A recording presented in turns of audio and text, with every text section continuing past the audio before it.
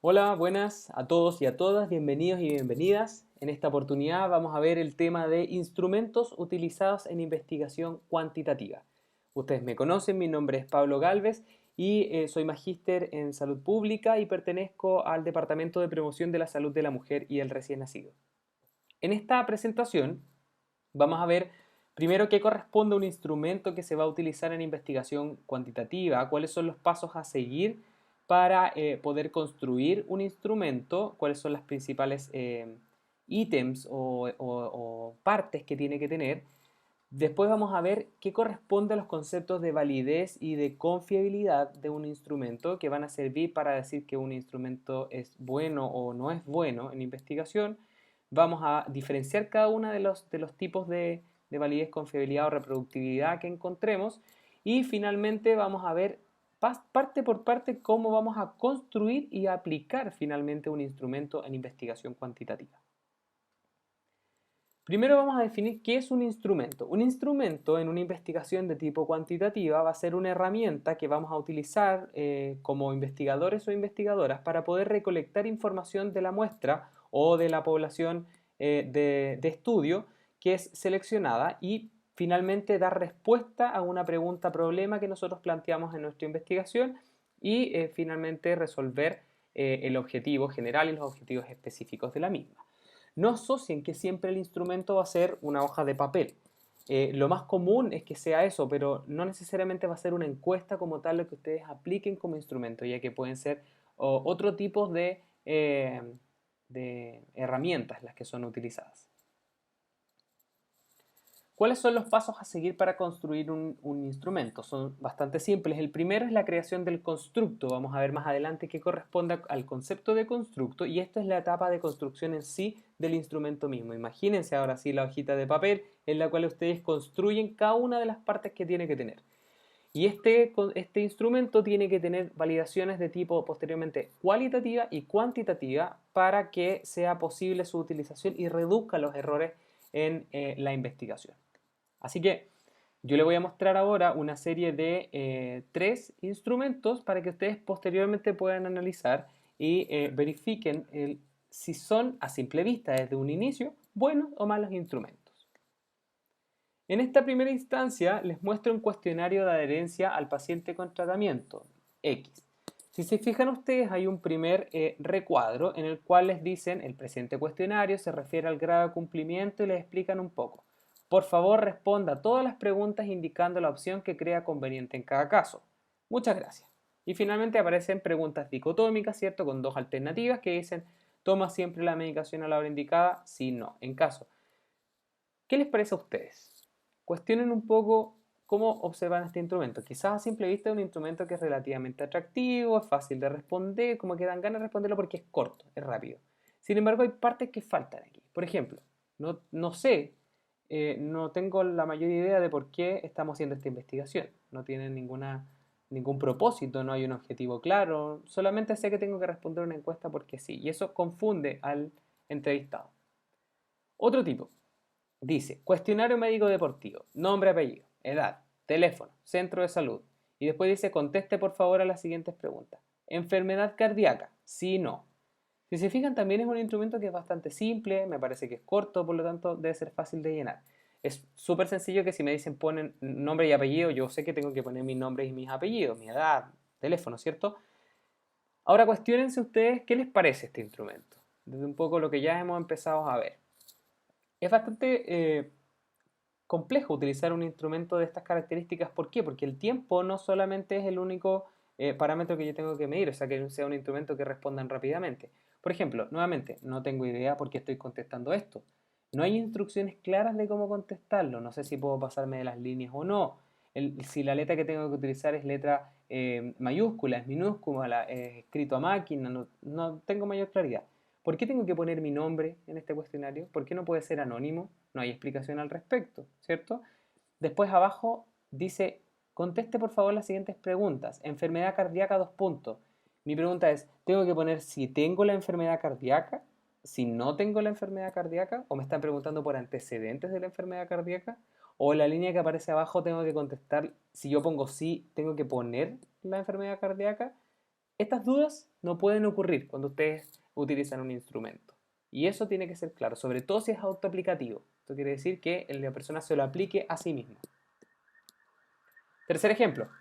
Dice, primero, sé que pertenece a la Universidad de Chile, ¿cierto? Porque tiene un logo, aparece la escuela de obstetricia, me aparece un título, es una pauta de recolección, un número. Eso no lo tengo tan claro. Esto se utiliza mucho, no para que los pacientes o las personas lo llenen, sino que para que yo pueda foliar mi encuesta. Cuando yo la entrego, ahí va el número, o sea, la persona no lo llena. Entonces dice encuesta número 1, 2, 3, 8, 100, para yo saber cuál es el número de la encuesta que estoy trabajando. La siguiente pauta es destinada para agrupar datos obtenidos desde la ficha clínica número. Entonces ya no es una aplicación a una persona, es una ficha clínica. Tengo un número de ficha en un hospital, ¿cierto? Con una fecha. De acuerdo a cada ítem determinado por una letra, me están explicando entonces cómo tengo que llenar posteriormente. Sé que tengo que poner una X o un número. Entonces dice dilatación cervical al momento de la colocación de la anestesia, centímetro de dilatación, me imagino que tengo que colocar los centímetros de dilatación. Ya es un poco más simple. Quizás tampoco aquí reconozco el objetivo de investigación, ¿cierto? Lo más probable es que esto, como es una ficha clínica al que se aplicó, no es que no necesito explicarle a la persona, sino que va a haber una persona que esté capacitada para llenar el instrumento. Entonces quizás recibe una capacitación previa. Entonces así vamos resolviendo un poco el cómo diferenciar un buen a un mal instrumento. ¿Cuáles son las partes centrales que tiene que tener todo instrumento de recolección de datos en investigación cuantitativa? Primero, tienen que ir datos de identificación. Eso quiere decir datos de identificación de la persona, ¿sí? Y aparte tiene que ir generalmente los objetivos de la investigación, un título, la institución con la que estoy trabajando. Tengo que explicarle un poco qué es lo que estoy haciendo a las personas muy brevemente, porque textos largos también aburren y generalmente no los leen. Entonces tiene que ser preciso y conciso en lo que voy a apuntar, con un esquema bastante atractivo.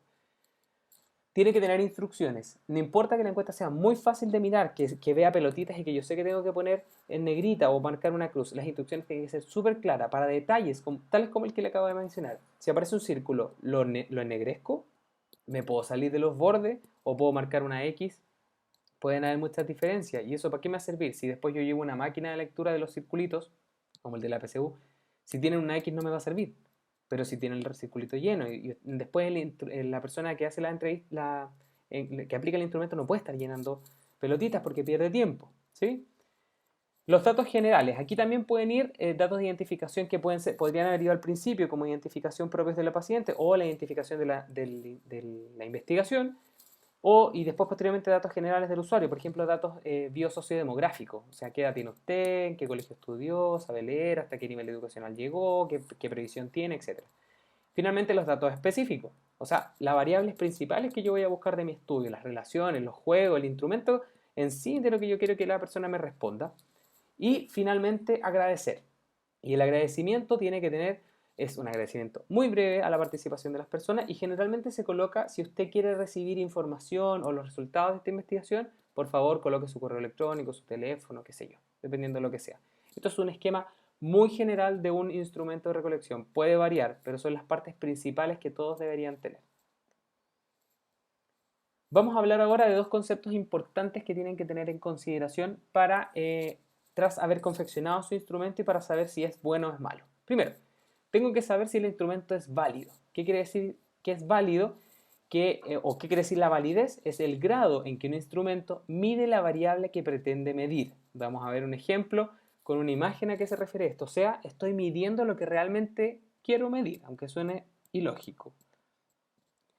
Y el otro concepto importante es la confiabilidad. La confiabilidad es el grado en que un instrumento produce resultados que son consistentes y coherentes. Esto quiere decir que son sólidos al ser recabados y son coherentes. O sea, si yo aplico varias veces, obtengo resultados similares, ¿cierto? Es coherente. Y este es el ejemplo que yo les iba a mostrar entre validez y confiabilidad. Este es un ejemplo clásico que se muestra en todos lados, lo encuentran en internet. La diana. La diana son estos circulitos concéntricos de diferentes colores que sirven para tirar dardos. Entonces, imagínense que los puntitos negros corresponden a los dardos. Y que son finalmente, todo esto, la diana es el instrumento. La diana, entonces, en el primer ejemplo, cuando el instrumento es fiable, ¿cierto? Pero no válido, fiable es cuando hablamos de confiabilidad como sinónimo. El instrumento es fiable, es consistente, es coherente, pero no es válido significa que, por ejemplo, en este caso, todos los dardos apuntan hacia un mismo sector, porque es válido, es confiable, perdón. Confiable quiere decir que si yo aplico un instrumento en varias poblaciones, similares obviamente, con características similares, los resultados que voy a encontrar van a ser muy similares entre ellos, voy a encontrar los mismos resultados, ¿sí? O quizás no exactamente los mismos, pero muy parecidos. Fíjense entonces que en la diana, en este caso, los datos están muy juntos. Son confiables los datos que yo obtengo. Cada uno de estos es como que fuera un resultado de diferentes investigaciones. Pero no es válido. Acuérdense que la validez era que el instrumento mida lo que quiere medir. ¿Qué es lo que yo quiero con la diana? Que en este caso, que lleguen al centro. Eso es lo que me importa, que todos los datos estén en el centro. ¿Qué pasó aquí? Entonces, es confiable, los datos están agrupados, pero no es válido, no mide lo que quiere medir, porque no llegan al centro, llegan juntos, pero llegan a un sector. Ahora va a ser más fácil analizar las otras dianas. Si el instrumento es válido, ¿sí? Mide lo que quiere medir, pero no es fiable, o sea, no es confiable, o sea, se aplicó muchas veces, pero los resultados son muy dispersos. Fíjense en la diana, los resultados son muy dispersos, pero es válido. ¿Por qué se dice que es válido en este caso? Porque todos los resultados quizás no van al centro, pero apuntan de manera casi homogénea alrededor de todos los circulitos, van cayendo, ¿cierto? O todos están en la diana, o sea, todos apuntaron a la diana, pero están muy separados, no es confiable. El instrumento no es válido ni confiable, fíjense en este caso, están sumamente separados, tenemos resultados muy distintos y, por ejemplo, están todos tirados para arriba, en vez de estar distribuidos de manera homogénea por toda la diana, por lo tanto no es válido ni confiable. Y finalmente, lo que yo espero de todo instrumento es el cuarto ejemplo que aparece aquí. Es válido, porque todos los resultados están apuntando al centro, mido lo que quiero medir. Y es fiable o es confiable, o sea, tras varias reproducciones se encuentran resultados similares. La validez también la pueden encontrar en la literatura como el concepto de seguridad o de exactitud, o sea, cuán exacto es un instrumento, cuán exacta es la pregunta que estoy haciendo. Y la confiabilidad puede ser también encontrada como la precisión, cuán preciso es un instrumento, o la reproductibilidad. Por eso yo les decía, el aplicar en varios lugares o en varias poblaciones, ¿cierto? Cuán fácil es reproducir este instrumento. Estos dos conceptos están asociados a diferentes errores que se producen en una investigación respecto a el uso del mismo instrumento. Por ejemplo, la validez está asociada a un error que se llama sistemático y la confiabilidad está asociada a un error que se llama aleatorio. El error sistemático también es llamado sesgos, que me imagino que lo han escuchado, si no lo van a escuchar constantemente. Este tipo de errores aparecen cuando se introduce un error del diseño del trabajo, o sea, algo está pasando en cómo yo construí mi instrumento que hace que no sea válido, ¿sí? Y esto puede ser en varias partes también en la misma investigación. Por ejemplo, hay sesgos en la selección de las personas, en la información que están entregando las personas, en cómo yo estoy recolectando la información. Hay diferencias entre los grupos. Y bueno, la gracia, entre comillas, del sesgo sistemático es que yo puedo controlarlo. Pero, perdón, más que controlarlo, tengo que evitarlo. Yo tengo que tomar medidas para evitar un error de tipo sistemático, un sesgo. Porque cuando el sesgo ya está metido en la investigación es muy difícil de eliminar. Muy difícil de eliminar. Por lo tanto, tienen que tratar de evitar los sesgos o reducirlos desde un principio. ¿Cómo lo hago? Tengo que hacer un buen instrumento. Tengo que validarlo. Tengo que hacerlo confiable para que después cuando lo aplique ya reduje considerablemente los errores sistemáticos. ¿Qué pasa con el error aleatorio? El error aleatorio se crea principalmente del hecho de trabajar con muestras con individuos y no con toda la población. Esto quiere decir que existe una todas las poblaciones o muestras tienen una variabilidad entre las poblaciones que son inherentes a tener eso. Y esto se produce más en las muestras que en una población. Por eso lo ideal es siempre trabajar con la población de referencia, perdón, la población de estudio, no con una muestra, pero las muestras se utilizan porque no hay recursos para poder considerarlos o no hay tiempo. Por lo tanto, el error aleatorio se puede corregir estadísticamente, por ejemplo, aumentando la muestra. Si yo trabajo con una muestra más grande, reduzco este error aleatorio, esta variabilidad que existe. ¿Por qué? Porque mientras más personas yo tenga en un universo, hago que las diferencias no se noten tanto. Por lo tanto, se reduce este error aleatorio. Entonces, la validez que genera sesgos o errores sistemáticos, estos errores pueden ser controlados en la investigación. Si yo hago una buena estructura del instrumento, si hago una buena estructura de la investigación, reduzco los sesgos o los errores sistemáticos. Sin embargo, la confiabilidad la voy a tener que, a veces es inevitable, perdón, el error aleatorio es inevitable y la única forma, o bueno, hay varias, pero la más común para reducir el error aleatorio es aumentar la muestra, trabajar con un gran número de personas para reducir la variabilidad. Y en los instrumentos es exactamente lo mismo. ¿Cuáles son los factores que pueden afectar la confiabilidad y la validez? Primero, instrumentos que vienen desde otros países. ¿Qué pasa con estos instrumentos? No se entienden. ¿Por qué? Porque vienen en otro idioma. Por ejemplo, en inglés. No puedo aplicar un instrumento en inglés a una población de habla hispana porque no sé si todas las personas hablan inglés o lo manejan igual. ¿Sí? Puede que hablen, pero quizás no todas entienden un mismo concepto o no. A veces hay instrumentos que son en español, por ejemplo, y están validados en Argentina. Las palabras en el español también varían, por lo tanto se puede preguntar por una palabra en español en Argentina que se va a entender como un concepto distinto en el español en Chile. Por lo tanto, no me sirve ese instrumento. ¿Y qué hay que hacer en ese caso? Validarlo. Por eso quizás han escuchado eso de validar el instrumento. Y se valida aunque esté en español. El instrumento puede ser inadecuado para las personas. Por ejemplo, un instrumento que tiene relación con o que tiene una estructura que no puede ser fácilmente leído. Por ejemplo, personas que no saben leer y yo les doy un instrumento autoaplicable. No me sirve. Las personas no saben leer, por lo tanto no pueden. Entonces, ¿qué necesito? Un encuestador. Que el encuestador le explique y vaya contestando la encuesta. Esa es la única forma. Entonces, tengo que validar mi nuevo instrumento para que el entrevistador pueda hacer las preguntas correctamente a la persona y no, porque no es lo mismo a veces que la persona lea la pregunta.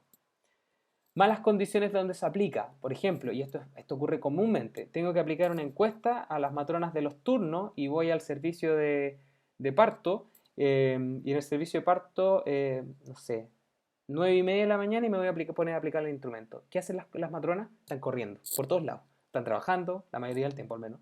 Están trabajando, ¿cierto? Se mueven para todos lados, en un mesón, en una esquinita te ponen, contestan mientras van a atender, van a poner un suero, vuelven. Malas condiciones hacen que aumenten los errores presentes en este caso con la utilización de los instrumentos.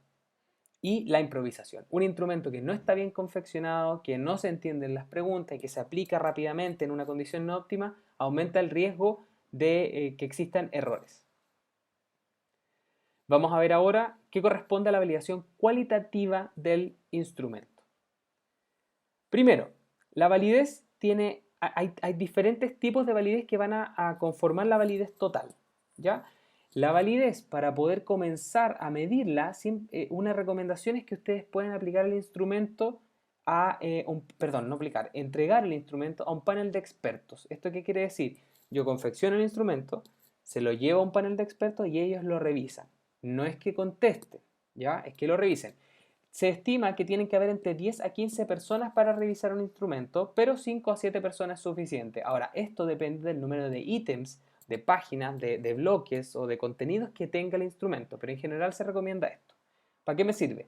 Uno, para mejorar el instrumento, obviamente, y dos, para hacer correcciones en relación al, por ejemplo, el número de preguntas, el orden, la redacción, el tiempo de aplicación. O sea, los expertos van a decir, sabes que es muy extenso este instrumento, o van a decir, la pregunta 15 no se entiende, o la pregunta 4 debería ir antes que la 3 porque sigue una relación lógica y coherente, o no entiendo nada de lo que me preguntaste en esto, o el espacio aquí es muy pequeño, o te faltó el número de página. Para eso sirve un poco la validez por experto.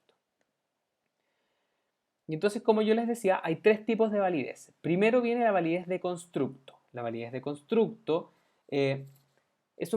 tiene que ver con un concepto complejo de la construcción del instrumento. El constructo es algo de lo que se sabe que existe, pero cuya definición es muy difícil de concretar o es controvertida. Constructos, por ejemplo, para que sea más fácil, es la inteligencia, la personalidad, la creatividad. ¿Cómo definimos estos elementos? Existen definiciones operativas, pero es complejo hacerlo. Entonces, por ejemplo, si yo aplico un test de inteligencia para medir el CI en la población, tengo que hacer una validación del constructo y ver si efectivamente estoy midiendo inteligencia o no, si estoy midiendo otra cosa, qué tipo de inteligencia estoy midiendo. Eso es lo que busca la validez de constructo. Entonces, ¿qué hago? Es medir el grado en que una medición se relaciona consistentemente con otras mediciones. La validez de constructo establece y especifica la relación teórica entre los conceptos. ¿Qué quiere decir esto? Y por eso se utiliza aquí como ejemplo el panel de expertos.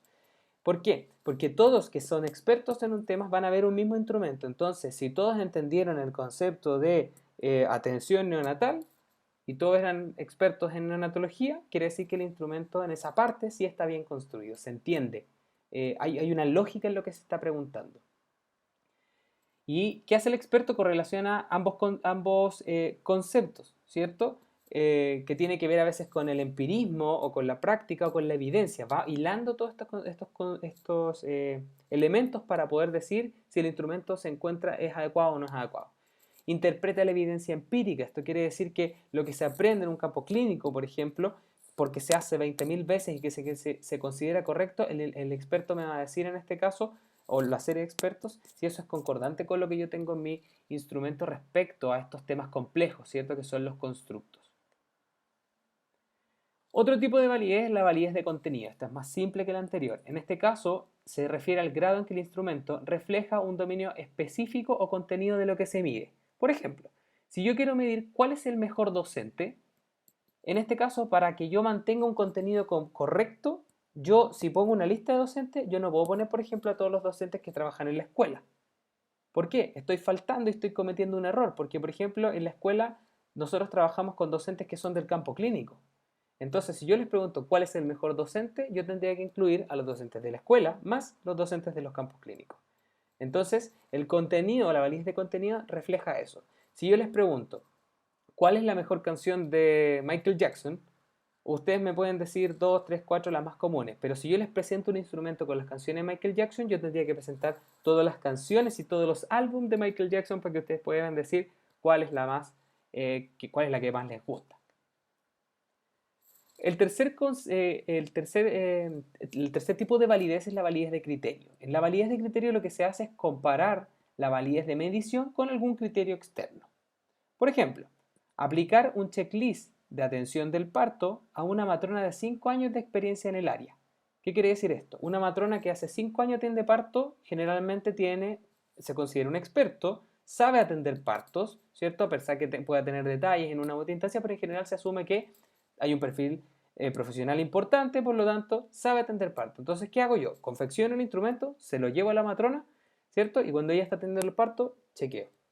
Entonces, yo voy a decir, chuta, la matrona, no sé, protegió el periné. Yo no puse protegió el periné, entonces lo anoto, protegió el periné. Validé mi instrumento inmediatamente con un experto. Y eso es lo que tenemos que hacer en relación a la validez del criterio. Porque yo la información la podría haber sacado de la literatura y la llevo ya a una aplicación directa. Recuerden que entonces la validez total del instrumento se va a medir entre la suma de estas tres validaciones de contenido, de criterio y de constructo. En este momento yo considero que el instrumento es válido. O sea, lo tengo que pasar por una validación de constructo, que lo habitual es a través de un panel de expertos.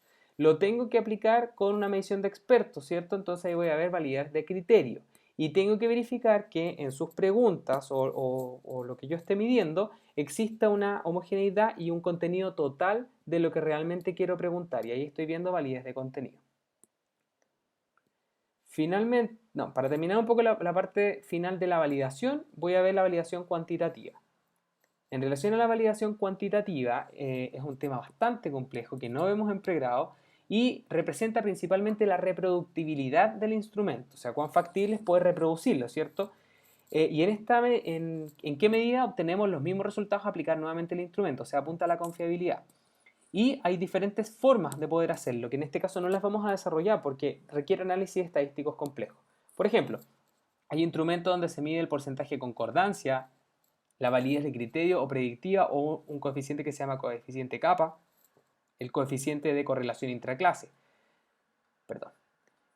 Puede también medir, se permite comparar, en este caso, por ejemplo, mediciones repetidas hechas por un sujeto. O sea, si hay un encuestador o una encuestadora que aplique instrumentos, yo le digo, primero aplícamelo a 10 personas. Después tomo esas 10 encuestas y veo si la persona los aplicó de la misma manera o responde distinto. Eso también es una validación de este tipo, cuantitativa. La medición es hecha por diferentes sujetos con el mismo instrumento. 2 encuestadores ahora, mismo instrumento, vayan y apliquen a 10 personas cada uno. Y después llegan y las comparo. Y después puedo decir, esta persona no tiene errores o no me marca correctamente, en cambio este sí, o este se equivocó, este lo hace mejor, qué sé yo. Mediciones en diferentes fracciones de una muestra. Eso quiere decir que puedo hacer diferentes mediciones en diferentes proporciones de una misma muestra. También a través de mediciones de los operadores o de los encuestadores, por ejemplo, que aplican el instrumento. Estas son algunas de las formas, entre otras. Finalmente, una forma fácil de poder evaluar la confiabilidad y la validez inicial de un instrumento, o sea, para partir, todo lo mencionado, y yo podría hacer lo que se llama una prueba piloto. Después de que hice esta validación con los 3 criterios, ¿cierto? Y cuantitativa, puedo medir, antes de aplicar a las personas, una prueba piloto. La prueba piloto consiste en que se aplique más o menos a 20-25 personas en promedio un instrumento que generalmente se considera que sean 5 personas por ítem, por lo tanto si tiene muchos ítems hay que sumar más y más personas.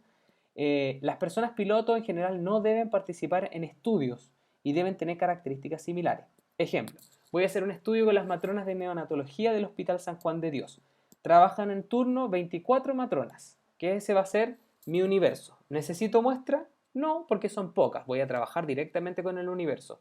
Hice un instrumento, lo validé con todo lo que habíamos visto, lo voy a llevar para hacer la prueba piloto.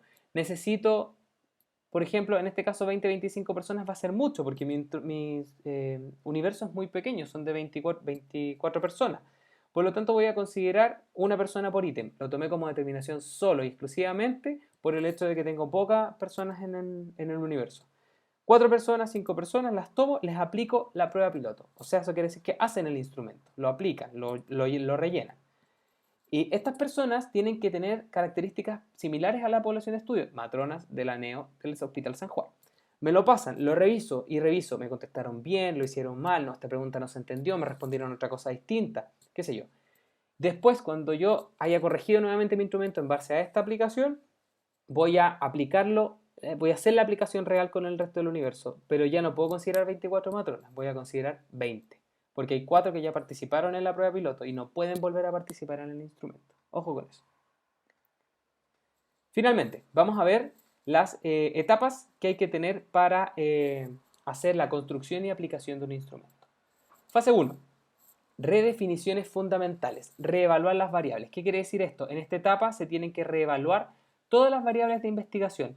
Ver si las que yo definí en mi protocolo de investigación se van a mantener o se van a modificar. El lugar específico donde se van a recabar los datos, en el hospital, en el CEFAM o donde sea. El propósito de la recolección. ¿Para qué voy a hacer esto? ¿Quién lo va a hacer? ¿Quién va a aplicar el instrumento? ¿Está capacitado? ¿No está capacitado? ¿Lo haré yo mismo como investigador? ¿Cuándo voy a aplicar el instrumento? ¿Voy a ir todos los lunes en la mañana? ¿Voy a ir 5 veces a la semana? ¿En qué momento va a ser medido en este caso? Tengo que ver las definiciones operacionales, si las variables que yo puse realmente son concordantes con cómo yo las definí en mi protocolo. Y finalmente el tipo de datos que se quieren obtener. Si van a ser respuestas verbales, van a ser un instrumento escrito, va a ser conductas observables, va a ser un valor de una escala u otras cosas. La fase 2 corresponde a la revisión enfocada de la literatura. En este caso, ¿qué hay que hacer? Hay que ver los instrumentos de otros estudios. O sea, yo voy a aplicar un cuestionario de burnout, entonces voy a ir a instrumentos a ver cuestionario de burnout, ya hay hechos cuestionario de burnout, entonces si yo ya hice uno voy a compararlo, ¿cierto? Con este otro. Para que al comparar vea si me faltan cosas, si sumo, si resto o si utilizo el otro instrumento mejor, simplemente. ¿Sí? Y esto obviamente ayuda a qué tipo de herramienta vamos a utilizar, si voy a dejar la mía o el otro, etc. Fase 3. Dominio de las variables. Hay que establecer componentes y dimensiones que integran la variable. Esto quiere decir que las variables tienen que estar claramente definidas en el instrumento y tienen que estar bien codificadas, que tengan un número y que correspondan a lo que estoy preguntando. Si digo tipo de parto, tiene que decir vaginal, quirúrgico, forceps o instrumental. Tengo que señalar con precisión los componentes de las variables, las dimensiones o los factores que teóricamente integran esta variable. Y de igual manera se deben establecer los indicadores de cada dimensión. Fase 4. Toma de decisiones clave. En este caso me tengo que hacer una serie de preguntas. Por ejemplo, ¿el instrumento que yo voy a utilizar es nuevo o es viejo? Viejo me refiero a que ha sido utilizado en otras investigaciones. Si es nuevo, tengo que ver tengo que verificar si existe otro que ya esté inventado o no. O si no, voy a ver si hay alguno para adaptarlo. O efectivamente si tengo que partir de cero. O sea, no puedo partir de cero simplemente porque se me ocurrió partir de cero. Dos, el tipo y el formato que tiene. Si se trata de uno nuevo, tengo que decidir qué tipo de instrumento voy a utilizar. ¿Va a ser un cuestionario, una entrevista cara a cara? ¿Va a ser una escala de Likert? ¿Qué voy a utilizar? ¿Y cuál es su formato? Por ejemplo, voy a definir los colores de las hojas o del tipo de letra, el tamaño, etc.